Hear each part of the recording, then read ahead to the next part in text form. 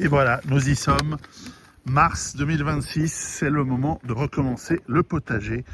Alors, ce qui est bien quand on fait, depuis maintenant presque 20 ans, son potager tous les ans, avec plein d'améliorations au fur et à mesure des années et de l'expérience, c'est qu'il y a de moins en moins de choses à faire chaque année par rapport à ce qui existe. Alors après, bien sûr, on peut se renouveler d'ambition et faire de plus en plus. Mais c'est vrai que par exemple, une fois que vous avez fait comme ça, des lits surélevés pour le potager, eh bien ça vous fait gagner évidemment pas de l'argent parce que vous en avez dépensé beaucoup, ça coûte cher ces conneries, mais ça vous fait gagner beaucoup de temps.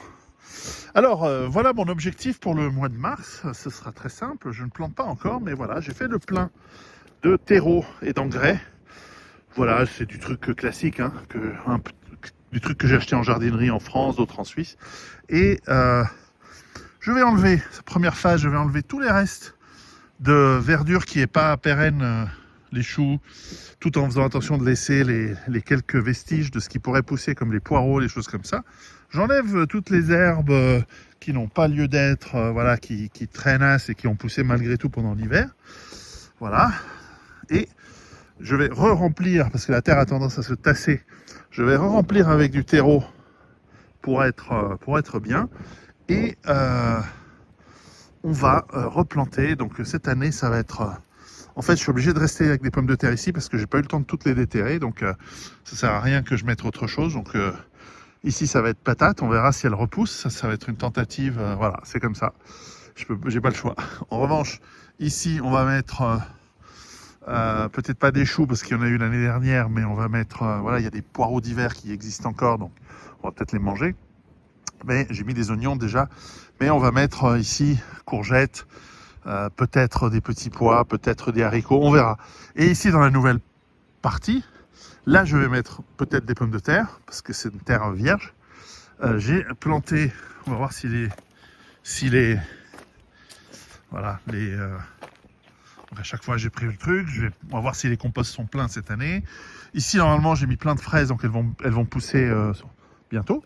Enfin bientôt, en juin, c'est la montagne, tout est toujours décalé. Et puis ici, on devrait avoir les premières asperges qui poussent. Alors là, j'ai planté des asperges, j'ai trouvé 4 plants d'asperges, on verra ce que ça donne. Ici, j'ai mis des asperges. Et ici, on va faire les courges. Donc pour l'instant, je laisse couvert pour pas que des herbes folles poussent. Mais voilà, je vais ramener du fumier de mouton de chez le voisin. On va faire un bon petit tas. Et ça va être le coin courge. On verra si cette année ça fonctionne mieux. Et puis voilà, ici probablement, non, ici ce ne sera pas des pommes de terre. Ici ce sera peut-être les petits pois. On verra. Et les petits pois n'ont pas besoin de racines très profondes. Et ce bac est relativement peu profond. Voilà, ici j'ai toujours l'ancien bac à sable qu'il faut que je transforme. Et puis les parties du haut, on va faire ces prochains jours. La première chose qu'on va faire, c'est travailler la serre. C'est encore prématuré pour mettre les tomates, mais avril, ce sera fait. Et puis, toute cette partie, je vais la retravailler. Je vais, cet été, si j'ai les moyens, je vais retransformer un petit peu cette partie pour qu'elle soit un peu plus agréable. Et la partie du haut, eh bien, je crois que cette année, je vais la laisser en friche. D'une part parce que j'en ai pas besoin, et d'autre part parce que comme ça je vais reposer la terre, soit pour la transformer l'année prochaine dans un endroit un peu mieux en plantant des arbres. Finalement, en fait, je me suis rendu compte que je ne vais jamais dans la partie du haut. Alors j'avais résolu ce problème en mettant des légumes qui sont un peu pérennes, comme des choux, pas des choux justement. J'avais essayé au début avec des légumes qui nécessitent d'être recueillis au bon moment. Exemple, brocoli ou des choux-fleurs, etc. Tu les loupes de 2-3 jours, ils partent en graines. Donc, comme c'est loin, des fois tu oublies et voilà, tu n'es pas là à surveiller, etc. Et donc, relativement loin de la maison, eh bien, là-bas, je vais mettre plutôt... voilà, j'avais mis des pommes de terre, j'avais mis des poireaux. Ok, bah... ouais.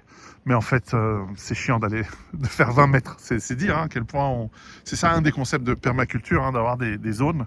Et en fait, cette zone, elle est très bien pour le pâturage des moutons ou des cochons, on verra ce que je ferai. C'est bien pour des arbres fruitiers. Et tout cet espace-là est vide. Et donc, je vais mettre des arbres fruitiers. Et là, encore une fois, ça dépend Mais là, je vais faire venir des professionnels qui sauront mettre les bonnes, euh, les bonnes espèces de pommes ou de poires, de Scooby-Doo qui vont pousser. Et je vais par la même occasion faire enlever des arbres qui sont quasiment nuisibles. Donc on va remplacer cet arbre-là qui sert à rien, qui prend beaucoup de place et qui est tentaculaire.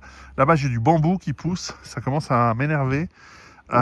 Ici, voilà, et je vais remplacer, je pense que le sureau, là, il est en fin de vie. Donc on va voir par quoi on va le remplacer. Donc tout cet espace probablement sera changé pour être un peu mieux organisé.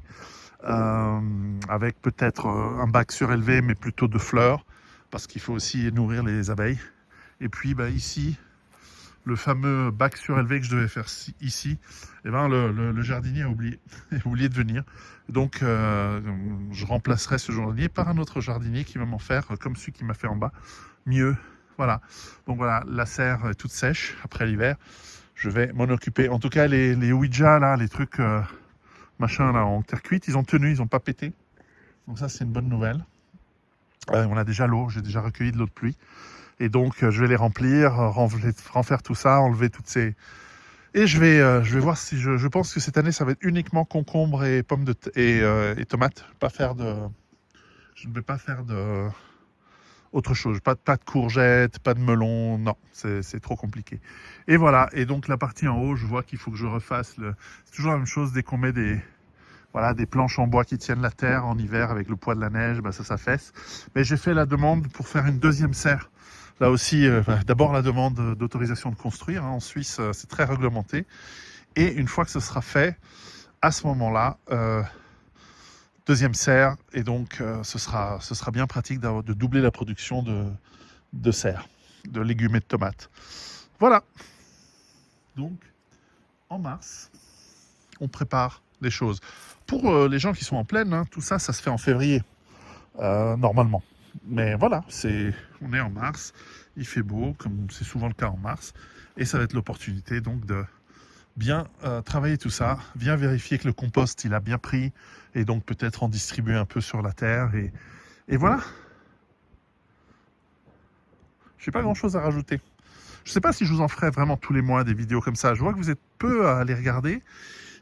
Mais en même temps, certains d'entre vous me disent que c'est celle qu'ils préfèrent. Bon, donc peut-être que j'en ferai et qu'elles resteront courtes comme celle-ci. Voilà, donc au boulot.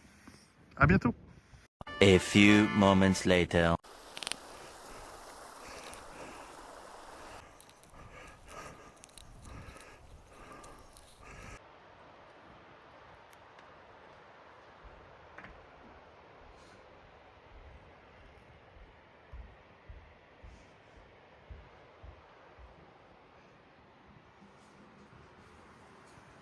Le réchauffement climatique.